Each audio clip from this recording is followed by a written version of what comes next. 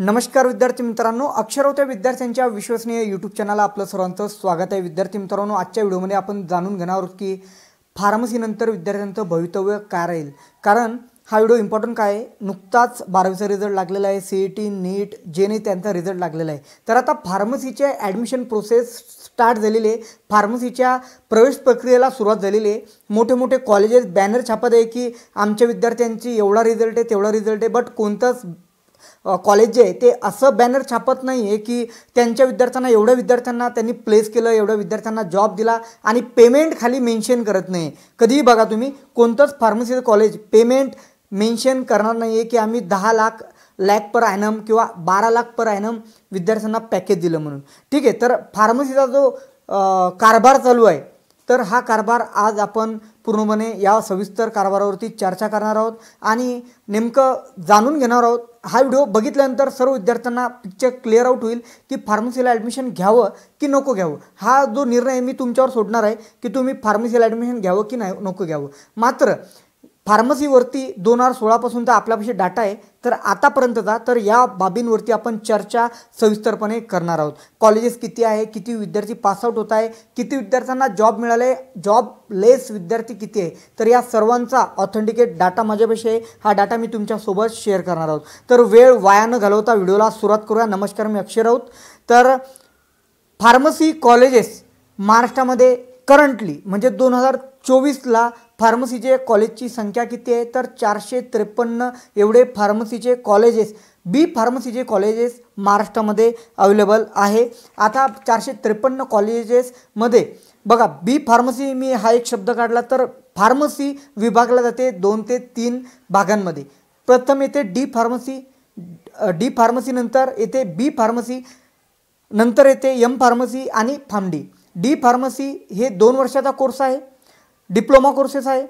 बी pharmacy हा degree course आहे, bachelor of pharmacy 4 वर्षांचा। एम फार्मसी 2 वर्षांचा पीजी कोर्स आहे आणि फार्मडी हा 6 वर्षांचा कोर्स आहे।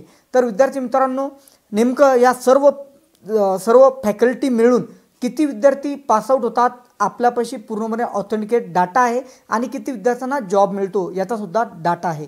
तर विद्यार्थी मित्रांनो, सर्वप्रथम बोलूया आपण बी फार्मसीवरती। बी फार्मसीला आपण बघा कॉलेजेस किती आहे महाराष्ट्रामध्ये, तर कॉलेजेस 453 आहे। आता कॉलेजेसमध्ये 453 म्हटल्यानंतर सीट्स किती आहे, तर सीट्स आहे 42,794। हा आहे 2023चा डाटा, म्हणजे हा डाटासुद्धा 2024ला लागू आहे। कॉलेज किती 453, सीट्स किती अवेलेबल 42,794। हा आहे बॅचलर ऑफ फार्मसी डिग्रीचा डाटा। डी फार्मसीचा डाटा काय म्हणतो, जो 2 वर्षाचा डिप्लोमा कोर्स आहे, तर नियर अबाउट 400च्या आसपास कॉलेजेस आहे डिप्लोमाचे, डी फार्मसीचे। विद्यार्थी पासआउट किती होतात, तर 37,690 हे सीट्स अवेलेबल आहे डी फार्मसीसाठी। आणि एम फार्मसीवरती जास्त बोलणं उचित नाही होणार, बिकॉज एका कॉलेजला हार्डली 20-30 विद्यार्थी राहतात। तर पूर्ण महाराष्ट्रामध्ये खूप जास्त एम फार्मसीचे विद्यार्थी काही विशेष दिसत नाही। आपण बोलूया महत्त्वाचं म्हणजे फार्मडी। हा 2008ला गव्हर्नमेंटने कोर्स इन्कॉर्पोरेट केलेला आहे, डॉक्टर म्हणून दाखवतात, बट जॉब काही अवेलेबल करून अजूनही दिलेले नाही आहे फार्मडीला। 6 वर्षांचा हा कोर्स आहे, 22 कॉलेजेस आहे महाराष्ट्रामध्ये। 2 कॉलेजेस गव्हर्नमेंट आहे, एक कॉलेज आहे अमरावतीला, एक कॉलेज आहे संभाजीनगरला। बाकी कॉलेजेस जे ते प्रायव्हेट कॉलेजेस आहे। त्यामधून विद्यार्थी इंटेक जो आहे तो 30 विद्यार्थ्यांचा आहे। त्यामध्ये सीट जर बघितलं आपण तर 600 ते 700च्या दरम्यान आकडा येईल पूर्ण महाराष्ट्राचा जर कॅल्क्युलेट केलं तर तुम्ही ते। तर नियर अबाउट विद्यार्थी किती, सीट्स अवेलेबल किती आहे महाराष्ट्रामध्ये, डी फार्मसी, बी फार्मसी, त्यानंतर फार्मडी पकडलं तर 70 ते 80 हजाराच्या घरामध्ये हा आकडा जातो पूर्ण फार्मसीचा। तर विद्यार्थी मित्रांनो, एवढे विद्यार्थ्यांसाठी कॉलेजेस काढलेले आहे शासनाने। आता बघूया आपण कॉलेजेस एवढे करंट आहे। आता 2016 ते 2024चा आपण डाटा बघूया।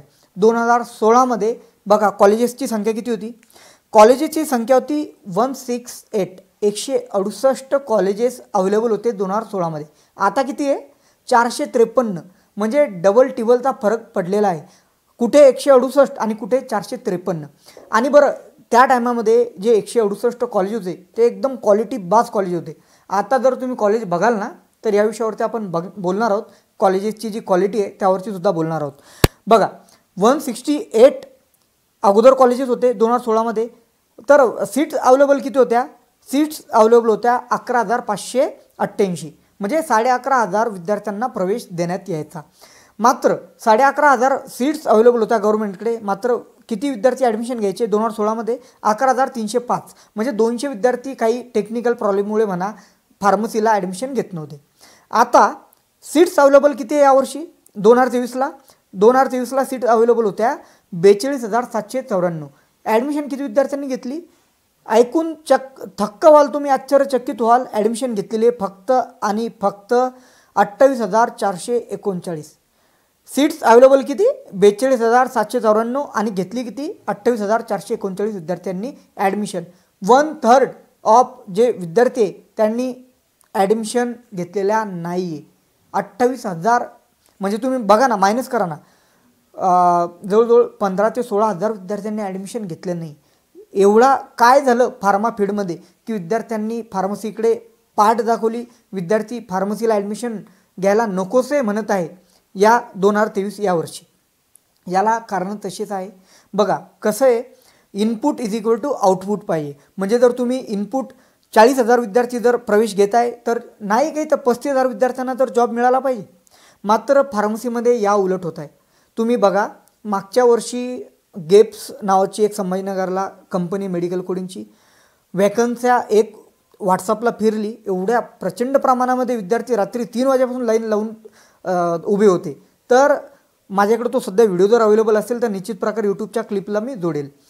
खूप जास्त विद्यार्थी आले. सिप्ला कंपनी, लुपिन कंपनी गोव्याला प्लांट प्रोडक्शनच्या, त्यांनीसुद्धा एक वॅकन्सी जारी केली.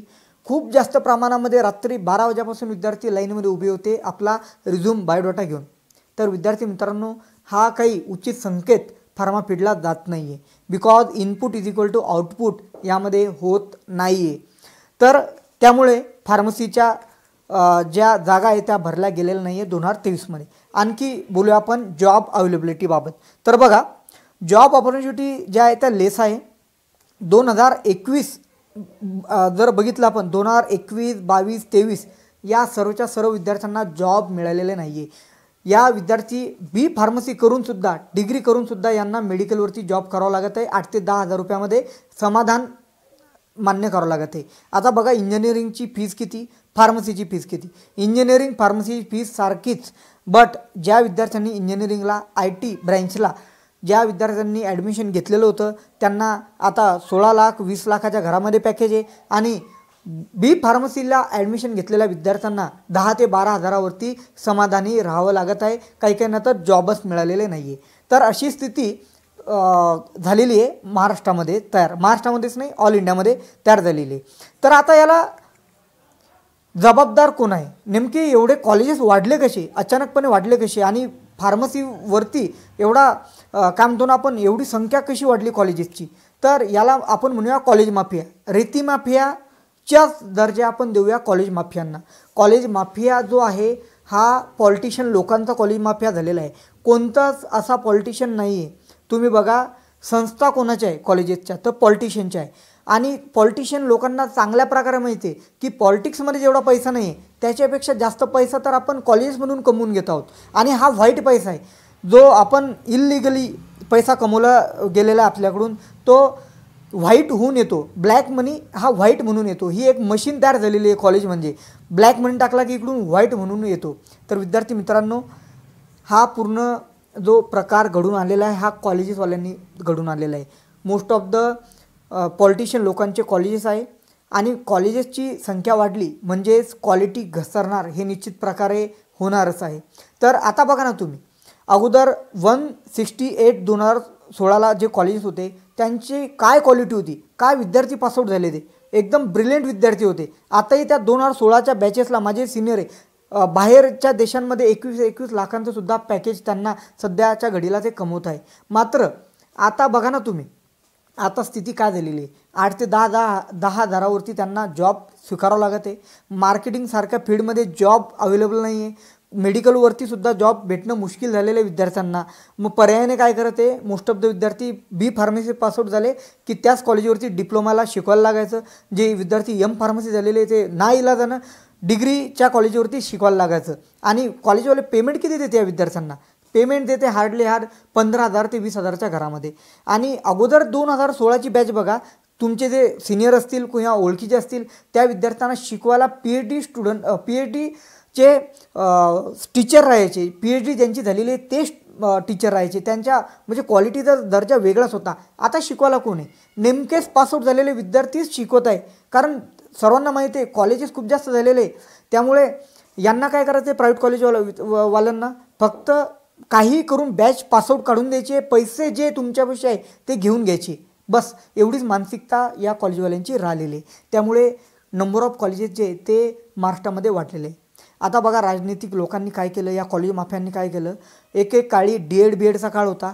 जेव्हा DED BEDला खूप स्कोप होता त्यावेळेला यांनी DED BEDचे कॉलेज ओपन केले. मग DED BEDचा राज्य चालला गेला. DED BEDला कोणी व्हॅल्यू द्यायला नाही लागलं, ॲडमिशन व्हायला नाही लागला. त्यामुळे आला नंतर टाईम तो म्हणजे इंजिनिअरिंग फील्डचा. इंजिनिअरिंगला 2007 ते 2008च्या दरम्यान खूप जास्त डिमांड होती. मग या कॉलेज माफियांनी काय केलं, DED BEDचे जे कॉलेज बंद पडले तेच सेम बिल्डिंगमध्ये यांनी इंजिनिअरिंगचे कॉलेज उभे केले. म्हणजे फक्त अप्रूव्हल घेतलं इंजिनिअरिंगचं, बिल्डिंग तीच, टीचर बदलले आणि सुरू झाले त्यांचे परत पैसे इन्कम सुरू. इंजिनिअरिंगचा काळ खतम झाला 2014च्या दरम्यान. 2014-15ला खूप जास्त इंजिनियर तयार झाले. मग आलं 14-15मध्ये फार्मसीचं फॅड. फार्मसीला खूप जास्त डिमांड आली. फार्मसीला डिमांड आल्यानंतर एवढे मोठ्या प्रमाणात फार्मसी कॉलेज ओपन करून ठेवले. कुठे 168 आणि कुठे 453 कॉलेज. तर तुम्ही बघू शकता. तर या लोकांनी काय केलं, कॉलेज त्यांचं तेच, म्हणजे त्यांचं बघा ना, त्यांचं नुकसान काहीच झालेलं नाही. त्यांनी फक्त कोर्सेस चेंज करत गेले, शिक्षक चेंज करत गेले आणि डिमांड आपल्या कॉलेजेसला आणत गेले. त्यांचे खिसे तर भरले, मात्र विद्यार्थ्यांचं नुकसान खूप जास्त प्रमाणामध्ये इथं झालेलं आहे.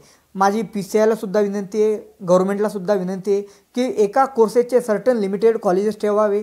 म्हणजेच कॉम्पिटिशनही तयार होईल विद्यार्थ्यांमध्ये, क्वालिटी बाज विद्यार्थीसुद्धा त्या सिलेक्टेड कोर्सेसला जातील आणि ज्या विद्यार्थ्यांना आवड नाही आहे त्या कोर्सेसची ते अदर काहीतरी कोर्सेस सिलेक्ट करतील. म्हणजेच पूर्ण रेशो मेंटेन राहील. मग होतं काय की इंजिनिअरिंगचे विद्यार्थी फार्मसीचे विद्यार्थी इंजिनिअरिंगमध्ये, आणि आता तर डॉक्टर लोकांवरती बोलायचा विषय नाही आहे. मात्र जे मेडिकलची लाईन कोणाची होती अगोदर मेडिकल लाईन होती फक्त आणि फक्त फार्मसी पासआउट विद्यार्थ्यांची. फार्मसी झालं म्हणजे मेडिकल टाकून तो शाबूत राहायचा. मात्र आता मेडिकल कोणाचे? डॉक्टर लोकांचे मेडिकल झालेले. जो ओनर आहे तो डॉक्टर आहे आणि फार्मसिस्ट 10-12 हजार रुपयांनी पेमेंटवर ठेवलेले फार्मसिस्ट. म्हणजे तुम्ही बघा अगोदर ओनर जो आहे तो फार्मसिस्ट राहायचा आणि डॉक्टरला थोडेफार काहीतरी पर्सेंटेज देऊन तो तिकडे निपटून घ्यायचा. बट त्याचं घर चांगल्या प्रकारे चालायचं, चांगली कमाई व्हायची. मात्र आता डॉक्टर लोकांनी सुद्धा फार्मसिस्ट त्यांना विद्यार्थ्यांना कामावरती ठेवलेले आहे. मेडिकल स्वतः ताब्यात घेतलेले आहे. जीही इन्कम येईल ते डॉक्टर लोक स्वतःकडे ठेवत आहे. त्यामुळे सुद्धा या फार्मसी सेक्टरवरती खूप मोठे अनएम्प्लॉयमेंट, बेरोजगारीचे दिवस आलेले आहे. हे म्हणायला की वाव होणार नाही. तर विद्यार्थी मित्रांनो, सर्व व्हिडिओ मी एक्सप्लेन केला, का बरं झालं, किती झालं, कसं झालं.